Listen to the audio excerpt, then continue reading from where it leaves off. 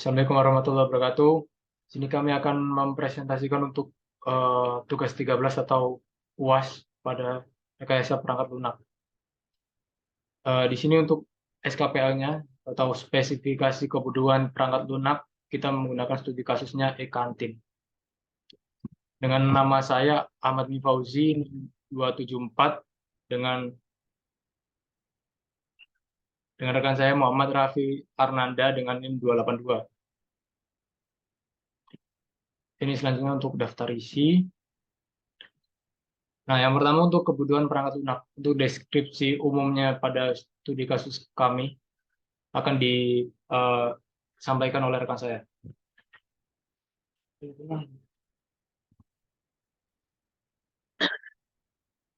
Untuk yang pertama, kebutuhan perangkat lunak. Eh, Poin 1, deskripsi umum e-kantin. Jadi kantin ini merupakan elektronik kantin, di mana kita nanti membuat suatu perangkat yang dibangun atas dasar prinsip kerja elektronik. Sedangkan kantin itu kan tempatnya eh, beberapa konsumen membeli makanan dan minuman. Berikut hal-hal yang terjadi pada kasus ini. Yang pertama itu ada pemesanan, setelah itu penjualan, dan yang ketiga pelayanan. Poin selanjutnya itu stakeholder. Eh, Stakeholder ini adalah suatu masyarakat, kelompok, ataupun komunitas individu manusia yang akan memiliki hubungan atau kepentingan terhadap satu organisasi dalam hal tersebut. Untuk studi kasus ini, jadi kita yang terlibat pada e-kantin UMM ini ada beberapa stakeholder pada kasus kita, yaitu konsumen, terus yang kedua penjual, yang ketiga itu pengelola, dan yang keempat itu yayasan. Lanjut, yang poin 2, 1.2. Teknik elisitasi. Elisitasi adalah proses mengumpulkan informasi dan spesifikasi sistem yang diperlukan untuk membangun sebuah aplikasi atau sistem. Di dalam kasus e-kantin kita ini, teknik elisitasi ini dapat digunakan mengumpulkan informasi tentang kebutuhan dan keinginan pelanggan yang terkait dalam aplikasi tersebut. Selanjutnya berikut ini beberapa teknik elisitasinya yang kita gunakan dalam e-kantin. Yang pertama kita observasi, melakukan observasi terhadap proses pemesanan dan pembayaran di kantin dan identifikasi kebutuhan dan masalah yang dihadapi pelanggan. Yang kedua itu wawancara. Jadi kita melakukan wawancara dengan pelanggan dan staf kantin untuk mengumpulkan informasi tentang kebutuhan, keinginan, dan masalah yang dihadapi saat memesan makanan dan minuman. Yang ketiga itu grup fokus, melakukan sesi diskusi kelompok dengan pelanggan dan staf kantin untuk mengumpulkan informasi tentang kebutuhan dan keinginan terkait yang akan digunakan pada aplikasi e-kantinnya. Yang keempat, studi kasus meneliti aplikasi e-kantin yang sudah ada di pasaran untuk mengumpulkan informasi tentang fitur-fitur yang tersedia. Yang kelima, dokumentasi, mengumpulkan dokumentasi terkait proses pemesanan, pembayaran, terus formulir pesanan, faktur, dan laporan penjualan.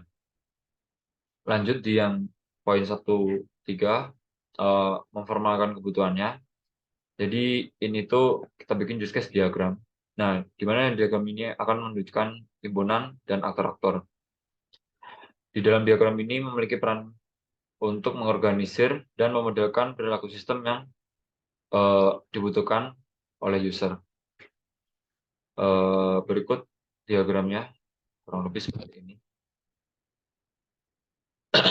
Nah, aktor ini adalah konsumennya, terus triggernya nanti konsumen menekan tombol simpan.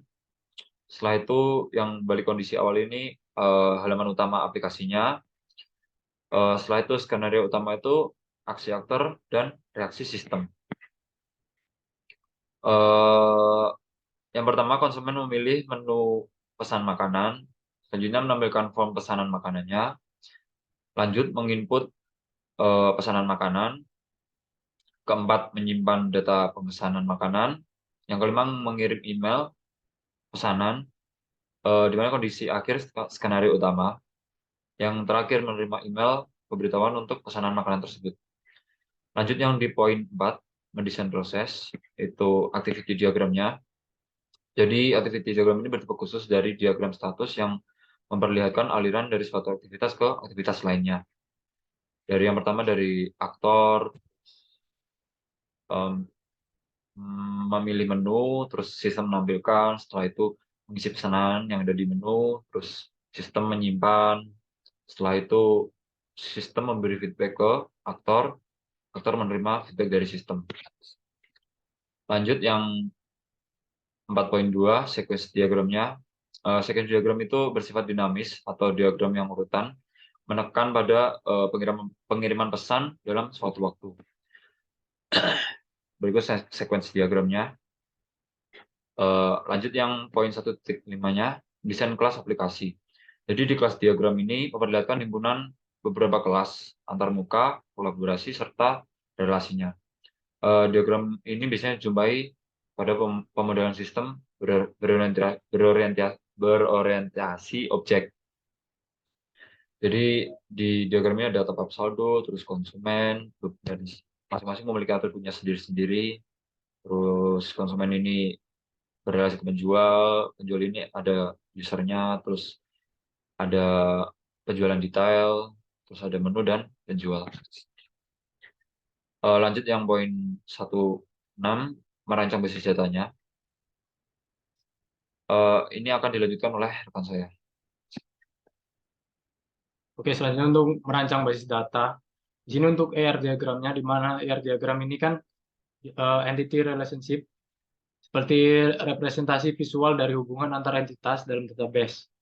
Nah, dalam konteks kantin elektronik ini, kita dapat menggunakannya untuk memodelkan hubungan antara entitas seperti pelanggan, pesanan, dan lain-lainnya. Ini untuk yang basis data. Selanjutnya untuk yang poin ketujuh, untuk yang merancang antarmuka. Eh, untuk kebutuhan antarmuka eksternal ini pada perangkat lunak e-kantin ini mencakup kebutuhan antarmuka pemakai dan antarmuka perangkat lunak. Untuk antarmuka pemakai, dikembangkan menggunakan UI UX dengan desain tampilan yang mudah dipahami serta berbasis web. Jadi pemakai dapat berinteraksi dengan e-kantin melalui situs web browser, di mana perangkat lunaknya itu akan menerima input pada menu awal dan memvalidasi user atau konsumen. Kemudian untuk selanjutnya adalah antarmuka perangkat keras. Dan minimum hardware ini, semua perangkat seluler seperti laptop, komputer, dan sebagainya yang penting mengakses internet. Selanjutnya untuk antarmuka perangkat lunak ini, e-kantin itu menggunakan segala jenis browser, jadi tidak perlu browser khusus untuk mengaksesnya.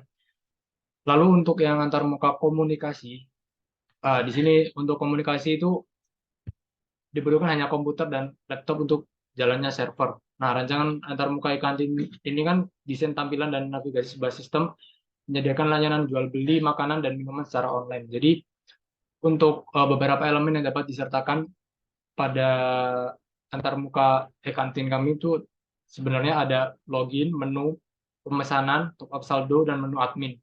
Dimana masing-masing seperti login itu tahapan awal ketika login dulu sebagai pelanggan atau sebagai admin nantinya. Kemudian menunya ini untuk daftar makanan, dan pemesanan untuk langkah berikutnya untuk memesan makanan pada e-kantin, dan top up saldo untuk menyiapkan saldo atau top up. Untuk yang menu admin, untuk yang menu yang hanya digunakan oleh pengelola kantin. Ini untuk penerapan sistemnya. Untuk desain awal, kami menggunakan aplikasi Figma untuk mendesain awal. Kurang lebihnya untuk desain awalnya halaman login websitenya kurang lebih seperti ini. Ini untuk yang halaman daftar menunya. Kemudian ini untuk yang menu konsumen gitu. Lalu lanjut ke implementasi websitenya. Ini untuk yang website yang udah jadi, pada halaman awalnya seperti ini terdapat navigation bar, pemesanan dan menu yang kami implementasikan. Hanya bagian ini untuk yang bagian daftar menu dan juga bagian detail pesanan.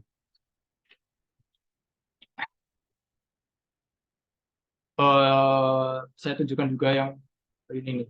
Nah, ini bagian dalam websitenya, di dalam home awal untuk lihat produk, di sini untuk dapat melihat galeri. Nah, lalu untuk yang pemesanan ini bisa melihat menu-menu, kemudian ketika pesan ini terdapat kayak detail pesanan. Kami mengambil untuk mengimplementasikan untuk yang bagian ini saja, untuk yang implementasi websitenya. Jadi lanjut ke poin berikutnya, yaitu uji kebutuhan fungsional. Di mana uji kebutuhan fungsional untuk mengakses e-kantin, para pengguna melakukan login dulu terhadap web. Jadi setelah login, kan terdapat akan melakukan order terhadap etalase kantin yang disediakan. Nah, dapat membayar juga nanti menggunakan pembayaran yang disediakan. Juga untuk admin dapat melakukan login dan mengupdate, memberikan update menu yang tersedia dan juga dapat melakukan maintenance. Ini untuk yang selanjutnya, pada administrator ini terdapat tabel di mana ada kode fungsi, nama fungsi, dan deskripsi. Di mana nama fungsi yang pertama untuk yang update, itu untuk mengupdate etalase dan login. Kemudian untuk admin login akun, dan payment method ini untuk yang nanti transaksi pembayaran. Nah, selanjutnya pada e-kantinnya sendiri dapat menampilkan menu, di mana menampilkan menu yang tersedia, kemudian pembayaran ketika pembayaran berhasil. Lalu untuk yang user, di sini user fungsi-fungsi seperti order, login dan menampilkan etalase di mana order melakukan pemesanan dan login masuk sebagai pengguna user, dan menampilkan etalase itu melihat menu pesanan. Untuk yang terakhir, uji kebutuhan non-fungsional, di mana untuk uji non-fungsional ini sebenarnya ada beberapa testing, dan kami mencoba untuk mengimplementasikan fitur atau fungsi yang kita dapat testing, yaitu menggunakan pengujian compatibility testing, di mana di sini menguji apakah sistem itu dapat berjalan dengan baik di berbagai perangkat atau sistem informasi, dan kami mencoba mengimplementasikan pada tampilan mobile. Contohnya seperti ini, menggunakan extension mobile simulator yang ada di Google Chrome. Jadi seperti ini kurang lebih. Ini untuk yang mobile. Jadi kurang lebih seperti itu untuk presentasi kami. Kurang lebihnya mohon maaf. Wassalamualaikum warahmatullahi wabarakatuh.